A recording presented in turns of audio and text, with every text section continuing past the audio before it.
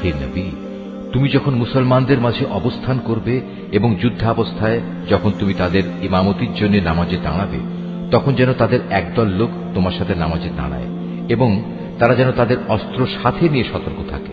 অতঃপর তারা যখন নামাজের সাজদা সম্পন্ন করে নেবে, তখন তারা তোমাদের পেছনে থাকবে। দ্বিতীয় দল, যারা নামাজ তখনও পড়েনি, তারা তোমার সাথে এসে নামাজ আদায় করবে, কিন্তু সর্বাবস্থায় তারা যেন সতর্কতা অবলম্বন করে এবং সশস্ত্র অবস্থায় থাকে।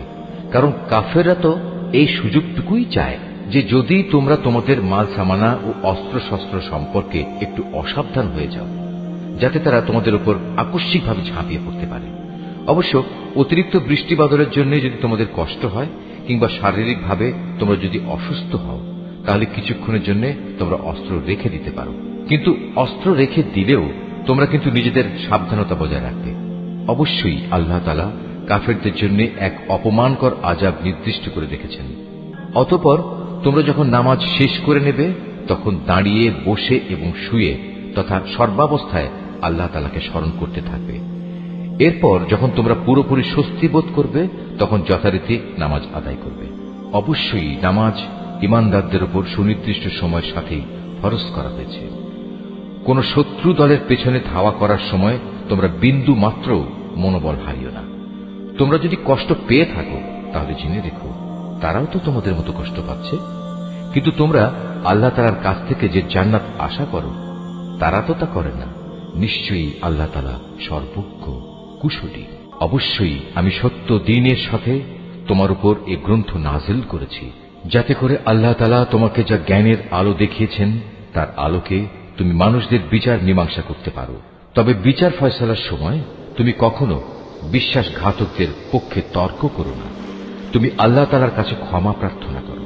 অবশ্যই আল্লাহ তাআলা বড় ক্ষমাশীল ও পরম দয়ালু।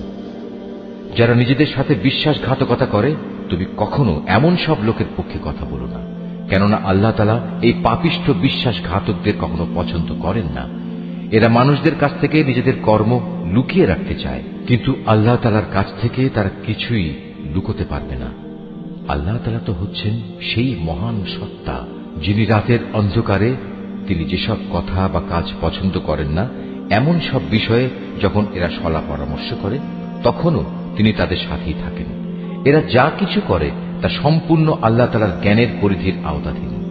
হ্যাঁ, এরাই হচ্ছে সেসব লোক যাদের সঠিক ঘটনা না জানার কারণে দুনিয়ার জীবনে তোমরা যাদের পক্ষে তর্ক করেছ, কিন্তু কিয়ামতের দিনে আল্লাহ তাআলার সামনে কে তাদের পক্ষে কথা বলবে, কিংবা সেদিন কে তাদের উপর অভিভাবক হবে?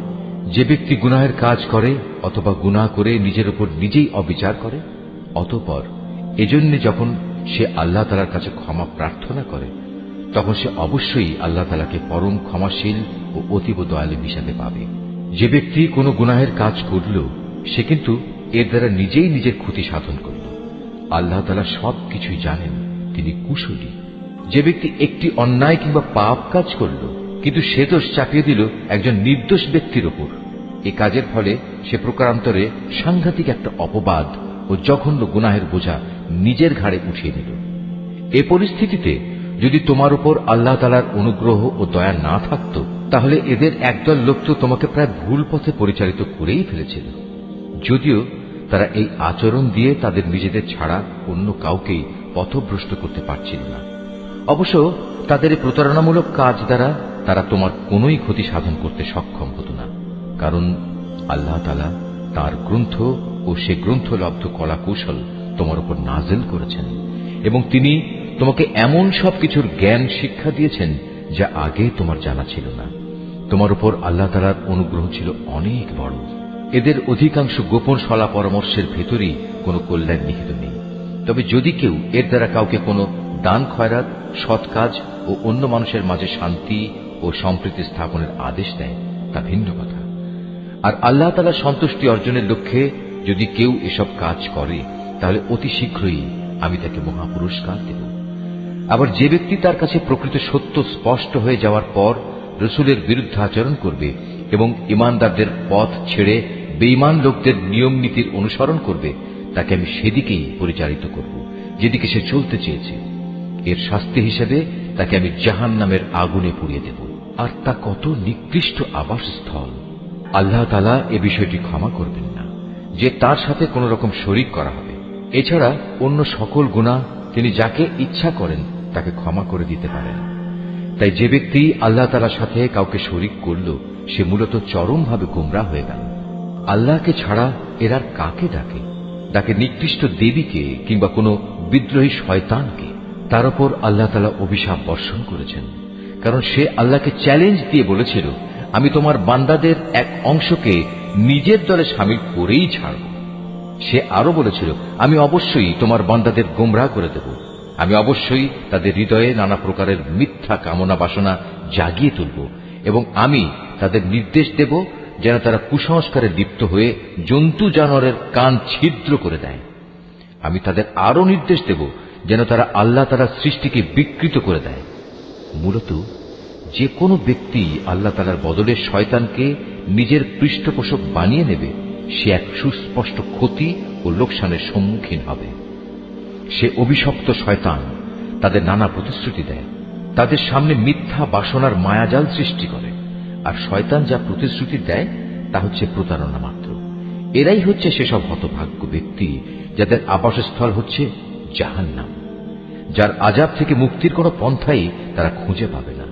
অপরদিকে যারা শয়তানের প্রতিশ্রুতি উপেক্ষা করে আল্লাহ তাআলার উপর ঈমান আনবে এবং ভালো কাজ করবে তাদের আমি অচিরেই এমন এক জান্নাতে প্রবেশ করাবো যার তলদেশ দিয়ে ঝর্ণাধারা বইতে থাকবে।